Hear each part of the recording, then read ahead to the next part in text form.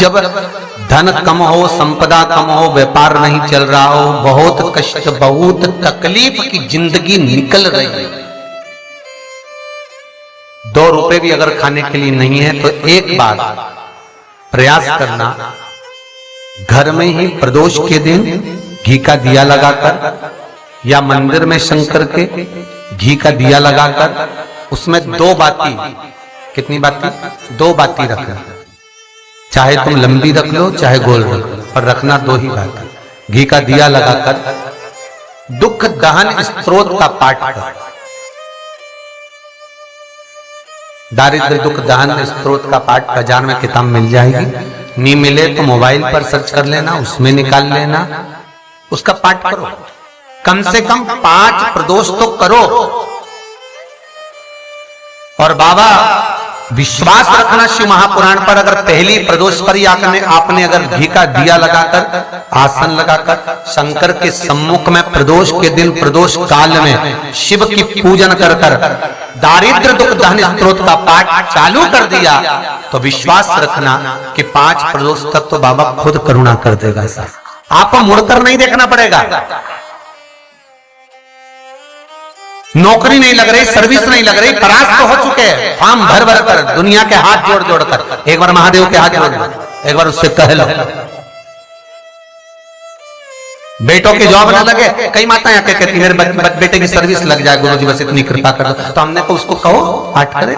मान लो अगर धन नहीं, संपदा नहीं, तो प्रदोष के दिन दिया लगाकर दुख दहन स्त्रोत, दारिद्र दुख दहन स्त्रोत का पाठ अवश्य करें, कम से कम 5 प्रदोष करना। और पहले प्रदोष के बाद में ही अंतर आना प्रारंभ हो जाएगा, कहीं ना कहीं भगवान राहें खोल देगा, कुछ ना कुछ अच्छा होना प्रारंभ हो जाएगा।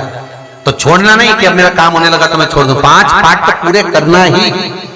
प्रदोष का दिन आए तो बोल देना घर के लोगों को कि प्रदोष आ रहा है तो मेरे को पाठ करना है, याद दिलाना, पहले से कैलेंडर में निशान बना कर कोई प्रदोष है, इस दिन लिखा हुआ प्रदोष।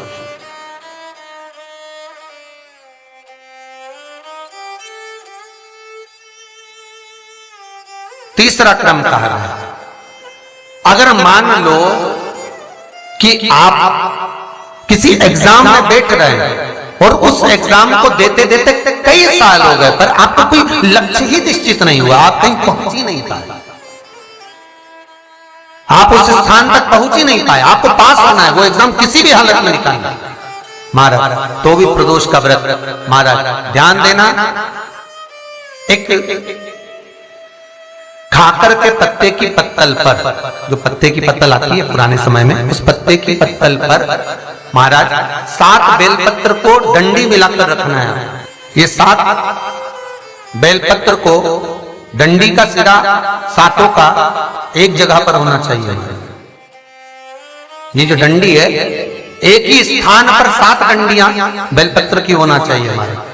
जिस जगह पर डंडियां रहे उसी स्थान पर नीचे की जलाधारी नहीं बनाना है आपको, केवल एक शिवलिंग का निर्माण करना है पार्थिव। ये केवल प्रदोष के दिन करना है, प्रदोष काल के अंतर्गत। चाहे थाली में रख लो, थाली में उस पत्तल को रख लेना जिससे ले जाने में दिक्कत ना हो, तो पत्तल पर ही बनेगा, थाली पात्र के अंतर्गत नहीं। मतलब थाली ले लो मना नहीं है, पर पत्तल उसमें जरूर रखना।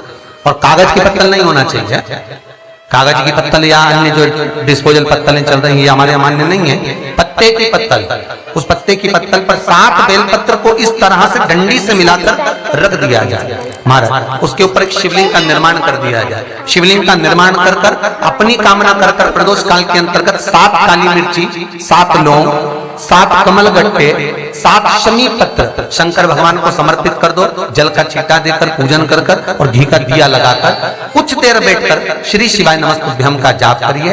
1 कमल गट्टा, 1 लौंग, 1 काली मिर्ची, 1 शमी पत्र उसमें से उठा लीजिए अपनी कामना कर कर। जब विसर्जन करने जाएं तो 1 बेलपत्र को भी उठाकर अपने पास में रख लें। एग्जाम देने के लिए जाएं तो अपने कमरे के परीक्षा जिसमें आप पढ़ाई करते थे उसी रूम में उसे कटोरी में खुला छोड़कर माता को कहकर जाएं कि हम ये रख कर जा रहे हैं। और आते से एग्जाम देने जाएं तो उसको स्पर्श कर कर जाएं, वापिस आए तो स्पर्श करें।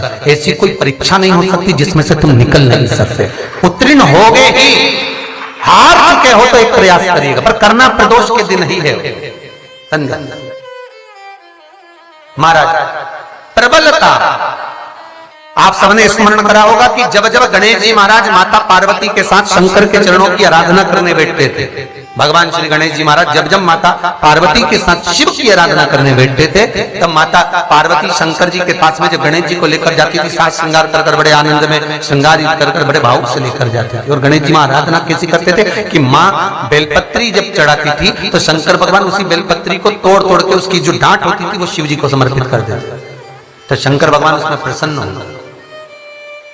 शिव ने वर प्रदान करा है भगवान गणेश जी महाराज कि हे गणेश, जैसे दुर्वा का फल तुझे समर्पित करने पर सुख की अनुभूति होती है, उसी तरह बेलपत्री के डंडी के भाग पर जो शिवलिंग का निर्माण कर कर शंकर की पूजन कर कर जो भाव निर्मित करेगा उसकी मनोकामना पूर्ण होती है। महाराज लिंग पुराण के अंतर्गत इसका व्याख्यान वर्णन किया।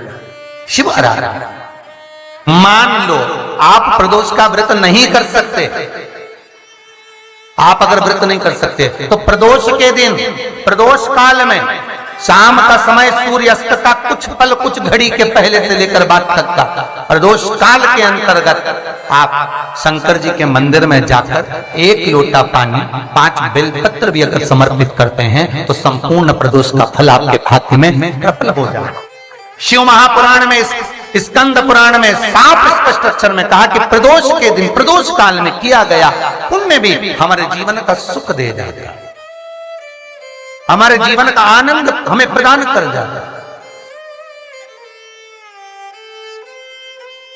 फिर का मान लो कोई बहुत भारी रोग हो गया और ऐसा भारी रोग कि डॉक्टर कह रहे हैं कि इसका ऑपरेशन होगा और ये जांच के लिए मुंबई भेजी जाएगी, तो हो सकता है कि कैंसर की आशंका है या रोग बड़ा प्रबल है, छूटना नहीं, ऐसा लग रहा है, अपने को लगता है कि शरीर में कोई गांठ हो गई, कोई छूटना नहीं है, कोई ऐसा लग रहा है, तो शिव पुराण कह रहे हैं महाराज प्रदोष के दिन शमी के वृक्ष के नीचे प्रदोष काल में शिवलिंग का निर्माण करे, शमी वृक्ष के नीचे, और शिवलिंग का निर्माण कर कर उस पर 11 बेलपत्र समर्पित करे, 7 शमी के पत्ते समर्पित करे, 5 लौंग शंकर भगवान को समर्पित करे, संपूर्ण पूजन करे, दिया लगाए, पूजन करे, अनुष्ठान करे, अभिषेक करे, जो 11 बेलपत्र समर्पित करिए उसको लेकर आए और उस बेलपत्र को खाने के बाद भले वो गांठ शरीर की फिर भले जाए चेत होने के लिए, कोई रोग तुम्हारे शरीर में आ नहीं सकता, कोई बड़ी बीमारी प्रवेश नहीं कर सकती। प्रदोष काल का दिया गया दान, प्रदोष के दिन प्रदोष काल में किया गया पुण्य, प्रदोष के दिन प्रदोष काल में किया गया सत्कर्म, प्रदोष के दिन प्रदोष काल में किया गया पुण्य छिन्न नहीं होता, समाप्त नहीं होता। प्रदोष काल में किया गया पुण्य, दान, सत्कर्म, भजन, 1 लोटा पानी का भी 7 भाग हमारे भाग्य में है। कितना सुंदर लिखा है। जिस